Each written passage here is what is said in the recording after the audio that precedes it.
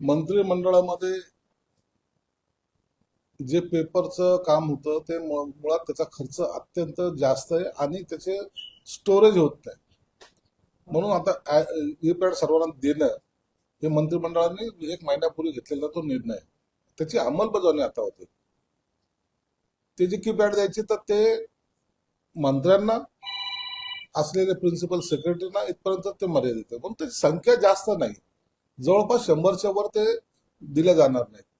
मंत्रिमंडळामध्ये जे काही ठराव येतात त्याला गुप्त रीतीने गुप्त म्हणून ते असतात, त्याची वाच्यता कुठे होऊ नये किंवा ते ठराव इतरत्र जाऊ नये ही जबाबदारी सुद्धा त्याच्यामुळे फिक्स होणार आहे.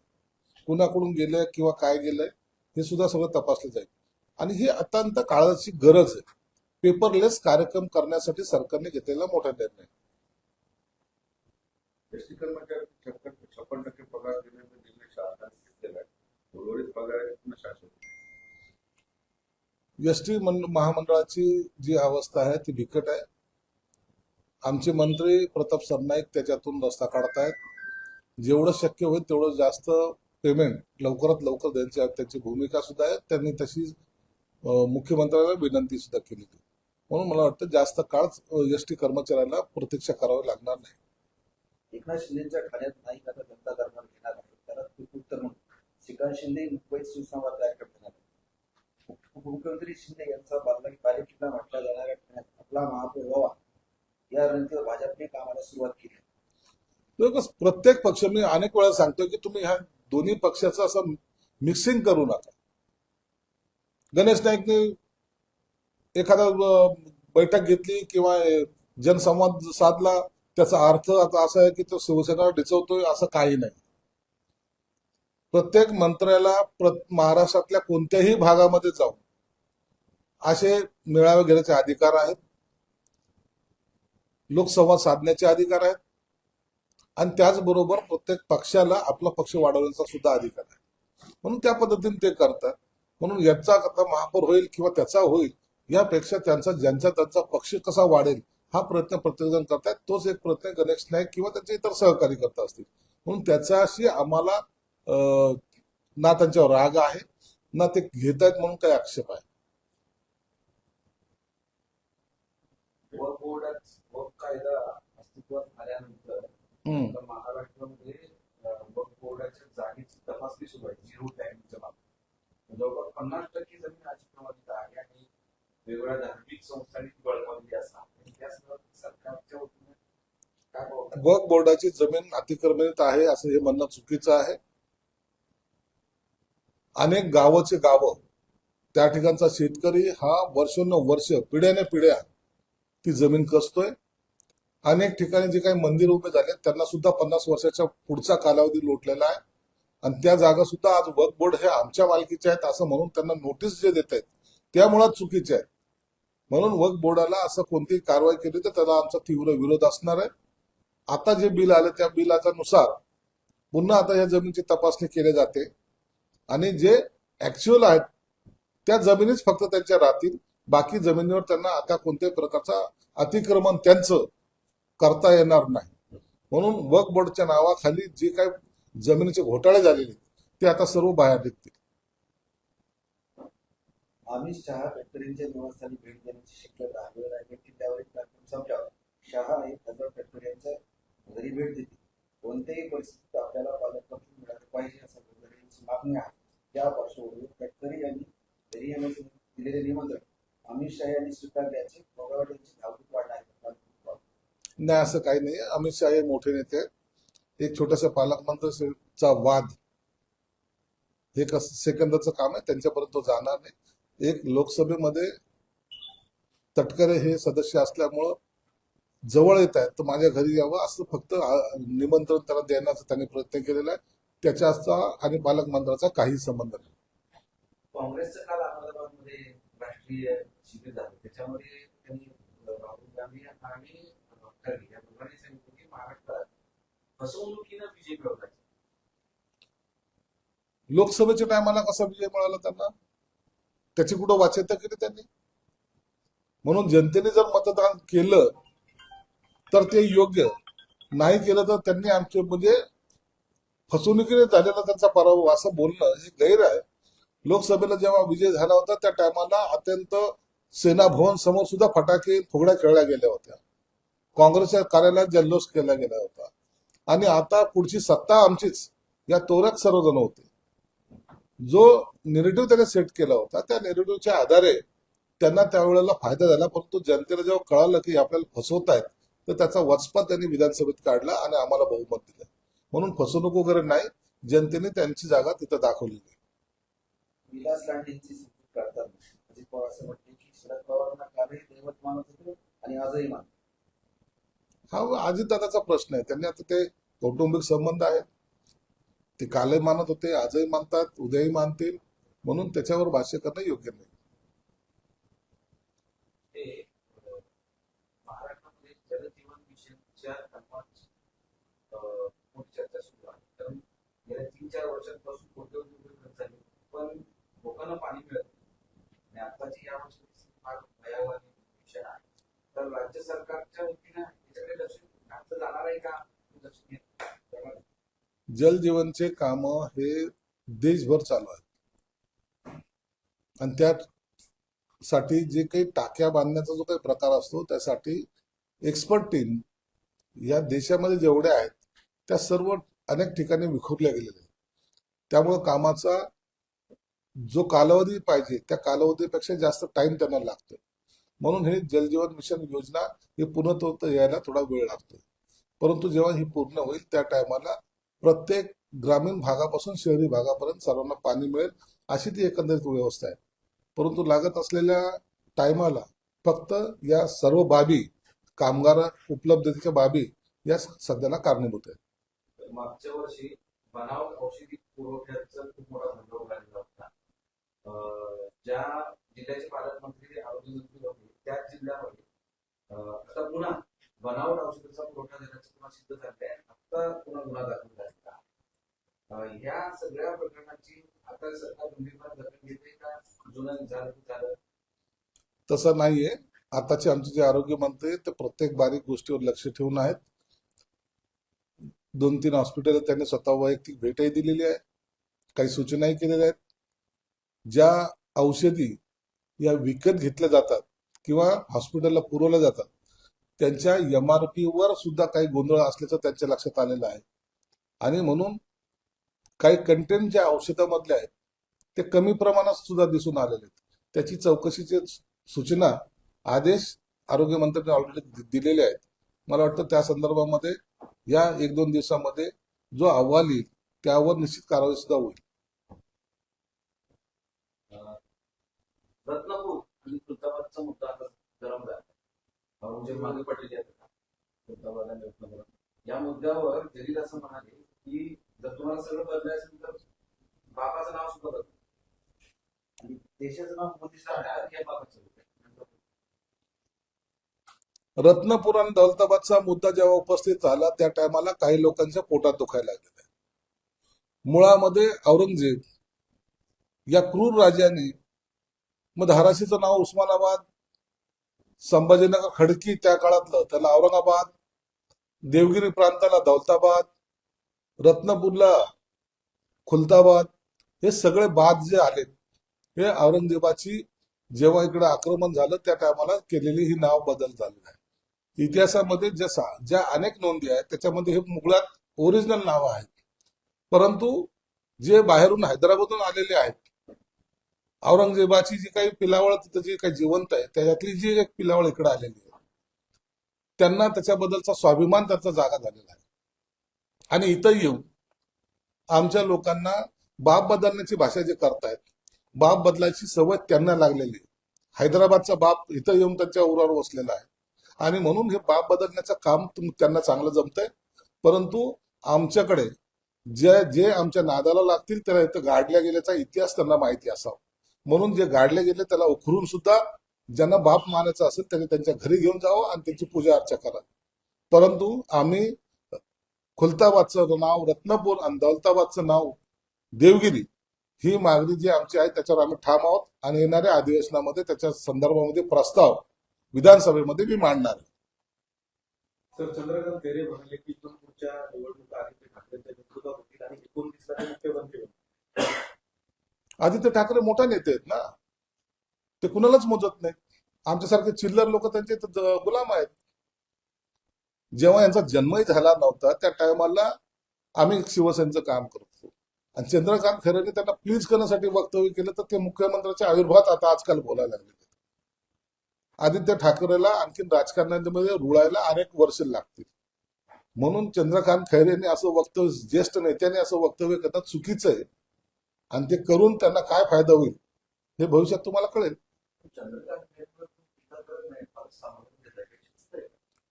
शिस्त वगैरे नाही. चंद्रकांत खैरेने माझ्याबरोबर आम्ही सोबत काम केलेले लोक आहोत.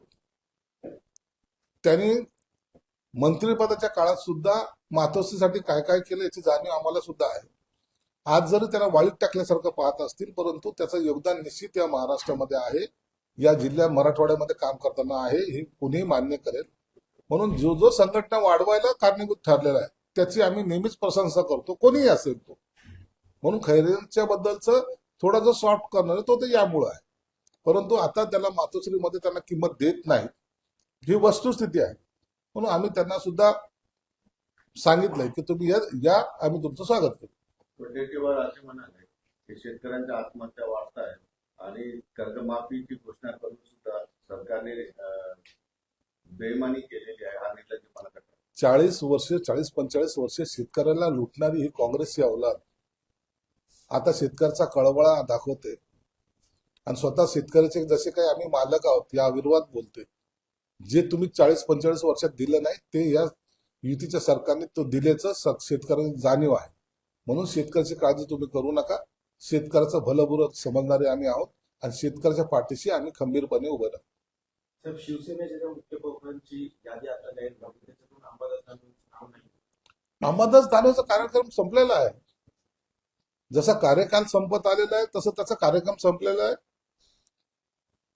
यूज अँड थ्रोची जी काही सिस्टीम आहे उबाठामध्ये, त्याच्यातला तो एक भाग आहे. म्हणून हे उबाठाला काही नवीन नाही, त्यांना फार पूर्वीच काढत जातो, परंतु त्यांनी ते आता काढले, आणि मला भविष्यामध्ये ते सुद्धा पक्षात राहतील की नाही याची शंकाच आहे. मग ते पण बाहेर पडले तर त्यांचे स्वागत. नाही, त्याच्याबद्दल आम्हाला विचार करावा लागेल. आम्हाला त्यांची सध्याला तरी आवश्यकता नाही. उत्तर भारतीयांना मराठी भाषा बोलता येण्यासाठी मराठीची पाठशाळा ही संकल्पना सुरू केली जाते.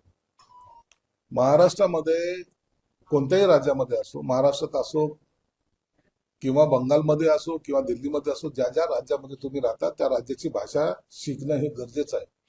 आणि जर आजही तुम्ही पाहत असाल मंत्रिमंडळामध्ये, महाराष्ट्राच्या मंत्रिमंडळामध्ये जे IAS अधिकारी आहेत ते जवळपास 80 ते 90% हे हिंदी भाषिक आहेत, परंतु त्यांनी मराठी शिकली. म्हणून मराठी शिकणं हा काही चुकीचा नाही किंवा गुन्हा नाही, तर ही सर्वसामान्याला कळणारी भाषा आहे. म्हणून त्यांच्यासाठी जर काही असा क्लास काढला असेल तर त्याचं स्वागत आहे. शिर्डीतील भिकाऱ्यांवरून राज्य सरकार आणि बरेच वाद झालेले, त्याच्यावर वडेट्टीवार हे म्हटले की केंद्र आणि राज्य सरकारच्या जे काही विकासाच्या गोष्टी चालत प्लॅनिंग झाले त्याच्यामुळे तुम्ही आम्ही सुद्धा उद्या गलित भिकारी म्हणून फिरण्याची वेळ आमच्याकडे. भिकारी वाढते. काँग्रेसने देशाच्या नागरिकांना भिकारी केलेलं होतं, त्यांना आता सावरण्याचं काम हे महायुतीचं सरकार करत आहे. गरिबी हटावच्या नाऱ्याखाली अनेक वर्ष सत्ता भोगणारी ही काँग्रेसची अवलाद आता आम्ही गरिबी दूर करण्याच्या प्रयत्नात आहोत, त्याचा जळफाट त्यांना झालेला आहे. भविष्यात तुम्ही पाहाल मोदी सरकारच्या काळामध्ये या गेल्या 12-13 वर्षामध्ये झालेला कायापालट हा देशाने पाहिलेला आहे. म्हणून आता गरिबी हटावचा नारा संपल्यामुळं आता जातीवादाचा नारा काँग्रेसला घ्यावा लागतोय. म्हणून त्यांनी त्यांची चिंता करू नये. जनता जोपर्यंत आमच्या पाठीशी आहे तोपर्यंत हा देश पुढे जात राहील. राहुल गांधी म्हणतात की आरएसएस आणि भाजपवर जागा भेटण्याला आक्रमण करत आहेत, याने केवळ काँग्रेस रोखू शकते, अन्य पक्ष रोखू शकत नाही. काँग्रेसने जर असा रोखायचा प्रयत्न केला असता तर काँग्रेस डुबली नसते. काँग्रेसच्या ज्या पॉलिसी ज्या होत्या त्या इंग्रजासारख्या होत्या. जातीमध्ये भांडणं लावणं आणि सत्ता मिळवणं हा त्यांचा जो पूर्वीपासून असलेला खेळ होता, तो खेळ आता भाजप सरकारने बंद केलेला आहे. त्यामुळं भाजपची ही अवस्था, काँग्रेसची ही अवस्था झालेली. भविष्यात त्यांना कुठेही आता सत्तेचं दिसत सुद्धा नाही, आणि काँग्रेसमध्ये आता कोणताही नेता असा राहिला नाही जो पंतप्रधान पदाच्या लायकीचा आहे. सव्वीस आठवड्यात राष्ट्रवादी तरुण राणा त्याला बांधणी कुठून भारतात आली. 26/11च्या हल्ल्यामध्ये जो कोणी आरोपी असेल त्याला हे सरकार सोडणार नाही. म्हणून अमेरिकेत असो किंवा कुठेही असो जगाच्या पाठीवर असलेला आरोपी आता देशाच्या त्यांना देशात आणलं जाईल, त्यांच्यावर कारवाई केली जाईल आणि मला वाटतं त्यांना फाशी सुद्धा याच ठिकाणी मिळेल. शहाजी बाबा असं म्हटले की संजय राऊत त्यांनी पुन्हा एकदा महाभारत वाचावं. महाभारतातील संजय हा श्रीकृष्णाजवळ बसलेला नव्हता तर आंधळ्या भ्रष्ट राष्ट्राजवळ बसलेला होता. त्यामुळे संजय राऊत उद्धव ठाकरे दृष्ट आहेत का असे म्हणायचे होते. तीच पद्धत सध्याला चालू आहे. संजय राऊत बोलतोय, धृतराष्ट्र ऐकतोय, ही पद्धत उभाटामध्ये सध्याला सुरू आहे. म्हणून सत्य परिस्थिती काय त्यांची जाणीव त्यांना होत नाही आणि त्यामुळं तो पक्ष एवढा डबघायला आलेला आहे की आता उभाटाचं नाव घेतलं तर लोक म्हणतात नको रे बाबा, आणि त्यातले आउटगोईंग जी आहे ती त्याच पद्धतीने जोराने चालू आहे. काळ जादू, संजय राऊतची काळी जादू ही उभाटाच्या नेते उद्धव ठाकरेवर चालून गेली आणि त्या चाललेल्या जादूमुळं आता संजय राऊत जसं बोलतील त्याला मम करण्याच्या भूमिकेत ते पक्ष आहे. औरंगजेब की खबर के बाद रत्नपुर का इश्यू अभी ऊपर आ रहा है, तो इसको लेकर इम्तियाज जलील ने बोला कि जिसको भी नाम बदलना है उन्होंने अभी अपने बाप का भी नाम बदलना चाहिए. देखिए, औरंगजेब ये क्रूर राजा था, ये सब पूरे हिंदुस्तान जानता है. उसने जहां जहां अतिक्रमण या आक्रमण किया था उस सभी जगहों का नाम बदलने की कोशिश उन्होंने की थी. वो इतिहास बदलने की कोशिश हम कर रहे हैं. उस्मानाबाद का धाराशिव नामकरण हमने किया, अहमदनगर का नाम हमने चेंज किया, अहिल्यानगर कर दिया. जो औरंगाबाद का नाम था हमने संभाजीनगर किया. उसी तरीके से रत्नपुर जो ओरिजिनल नाम है, जिसके बारे में अंग्रेजों ने जो सेठ सारा लेते थे या तो उनके पास जो नोंदी थी वो सभी रत्नपुर के नाम से थी. दौलताबाद ये नाम ही नहीं था, ये इसे देवगिरी कहा जाता था. राजाराम देवराय ये वहां के राजा थे और ये देवगिरी प्रांत के नाम से जाना जाता था. अब ये जो गलतियां पिछले राजा जो बाहर से आता उसने जो किया है वो सुधारने की काम हम कर रहे हैं, ना कि नया नाम दे रहे हैं. और जिनको लगता है कि खुद के बाप का नाम बदलना चाहिए तो उन्होंने उनके बाप का नाम बदलना चाहिए. उनको बाप कितने हैं वो हमें नहीं पता, लेकिन हमें हमारे संस्कृति के हिसाब से हमें एक ही बाप रहता है और एक ही माँ रहती. उनको 4-5 माँ भी रहते, 4-5 बाप भी रहते. तो वो उनके लिए जो औरंगजेब भी उनका कोई दादा नाना लगता होगा तो उसकी तकलीफ उनको हो रही. तो वो जो कब्र है ना, तो जो लोग ऐसे कहते हैं तो उन्होंने वहां से वो निकलना चाहिए, उखाड़ के लेके जाना चाहिए, अपने घर में रखना चाहिए. दादा के याद में ऐसा उसके ऊपर बैनर दो, शर्म नहीं लगती. हमारे महिलाओं के ऊपर अत्याचार करने वाला, हमारे मंदिर गिराने वाला, हमारे राजा को आंखें निकालने वाला, उसके नाखून निकालने वाला, वो उसकी हम हिमायत करें, वो हमें नहीं चलेगा. उसको तो वहां से उखाड़ के फेंकेंगे और वो नाम भी चेंज करेंगे. और किसको लगता है वो उनका दादा परदादा होगा तो उन्होंने उसकी पूजा करने की तो अपने घर में करना चाहिए. लेकिन यहाँ ये मस्ती नहीं चलेगी, ये नाम बदले जाएंगे. इसके लिए विधानसभा में हम प्रस्ताव भी लाएंगे. जिस शहर का नाम औरंगजेब से जुड़ा है, बात अपनी बात हो 2 दिन पहले, वो पूरे हम बदल देने वाले हैं. अपनी बात बदल दिया हमने. उस्मानाबाद कायकाबाद धाराशिव कर दी उसको. औरंगाबाद हमने संभाजीनगर की. अब ये भी नाम हम बदलेंगे. उस्मानाबाद, औरंगाबाद, खुलताबाद, दौलताबाद, ये क्या बात है? ये इनको सबको बात करना है इनको. और फिर से ये राज्य हमारा है, ये देश हमारा है. कोई राजा आएगा उधर से आक्रमण करेगा और उसका नाम याद रहेगा. हमें किसी भी बुरी निशानियां यहाँ नहीं चाहिए. आप देखो, अमेरिका ने लादेन को मारा है, कहां डाला उसने? समंदर के बीच में. है कोई कबर उसकी? कसाब जिसने यहां बॉम्ब स्फोट किया, है उसकी कबर? बुरे लोगों की कब्र नहीं होती, ना बुरे यादें हमें वो चुभती है. वो रास्ते से जाते हो तो वो यादें हमें चुभती है. इसलिए हमको वो यादें मिटानी है और फिर से हमारा रामराज लाना है. हमारा स्लोगन है, जो देश में रहता है, जो देश में खाता है, उसी मिट्टी को सलाम करना ये हमारी ड्यूटी है। और कोई औरंगजेब को सलाम करता होगा तो उसने उसके कब्र के बाजू में खुद को गड़वा लेना चाहिए। विधानसभा में आप ये आवाज उठाएंगे? जरूर उठाएंगे, प्रस्ताव लाएंगे। ये एक प्रोसेस का भाग है, प्रोसेस करना पड़ती है, इसलिए विधानसभा में भी ये प्रस्ताव लाएंगे, उसको मंजूरी भी लेंगे और वो केंद्र को भेजेंगे। केंद्र से जो गैजेट में आ जाएगा या तो नोटिफिकेशन निकलेगा, उसके बाद इसका नाम का चेंज भी हो जाएगा। तहूर राणा को हिंदुस्तान लाने की प्रोसेस पूरी हो, तहूर राणा को हिंदुस्तान लाने की पूरी प्रोसेस 26/11 का मास्टर हाँ, तो वो लाएंगे ना। जिसने यहाँ आके बॉम्ब किया है, यहाँ के नागरिक को मारा है, मरने वाले कौन से जात का किसी ने देखा है? उनकी हिम्मत कैसी होती? और उनकी वजह से जो लोग शहीद हो गए, मर गए, तो उनका बदला तो हमको लेना है। इसलिए उनको भी लाएंगे, या अदालत में उसके ऊपर सुनवाई भी होगी और उसको फांसी के तक पे लेके जाने की तैयारी भी हम करेंगे। कांग्रेस की लीडर वडेट्टीवार ने ये कहा है कि केंद्र सरकार जिस तरीके से काम कर रही है तो देश में बहुत सारे भिखारी बढ़ने के चांसेस। कांग्रेस ने देश को भिखारी बनाया था, उसमें से निकालने की कोशिशें मोदी सरकार कर रही है। गरीबी हटाओ के नारे पे इतने साल से राज करने वाले ये लोग कांग्रेसी अब कहीं नजर भी नहीं आएंगे। ये नौबत उन पे आ गई है। लोगों को समझ चुका है कि ये गरीबी हटाओ के नाम पे अपने को हटाने की कोशिश कर रहे हैं। ये अंग्रेजी की दूसरी औलाद है। जो तोड़ो जोड़ो की नीति करते थे, वही नीति कांग्रेस अपनाई थी और इतने सालों से वो राज कर रही थी। वो सभी बातें अब मोदी सरकार ने खत्म कर दी। अब मोदी का नाम चलेगा और मोदी साहब का नेतृत्व में ही ये राज्य और आगे, ये सरकार और आगे जाएगी। लोकशाही मराठी ऐका, पहा, जागरूक रहा।